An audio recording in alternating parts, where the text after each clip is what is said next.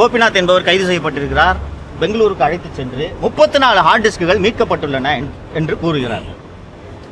காவல்துறை அதிகாரிகள் இருக்காங்க, அவங்களுக்கு தெரியும் இது என்ன ஜுவல் தெஃப்டா ப்ராப்பர்ட்டி தெஃப்டா சார், பைக்கை புஷ்டம் சார் சொல்றதுக்கு.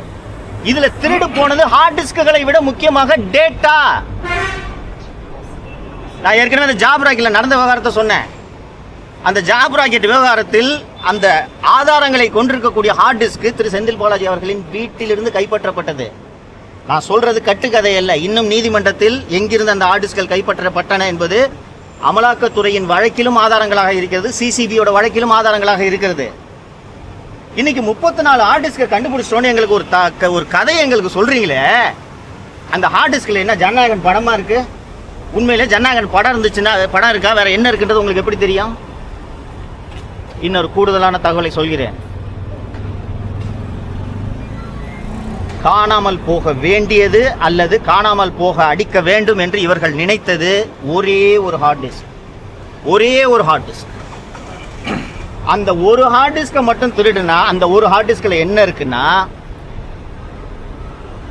கடந்த 5 ஆண்டுகளாக தனியாரிடமிருந்து மின்சாரம் வாங்கியதில் நடைபெற்ற அந்த ஆதாரங்கள்,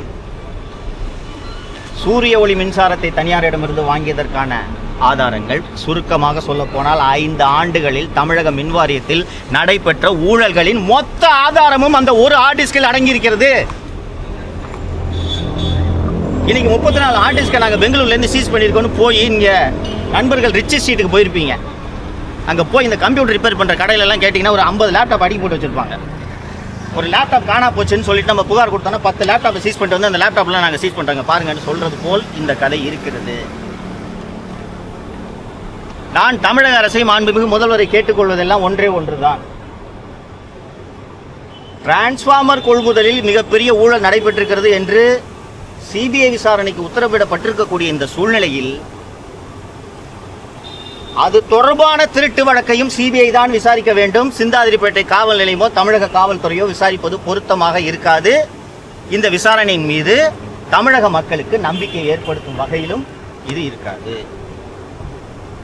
ஏன் தமிழக காவல்துறை இந்த விசாரணை எல்லாம் நடத்தக்கூடாது என்று நான் சொல்ல விரும்புகிறேன், சொல்லிக் கொண்டிருக்கிறேன் என்றால்,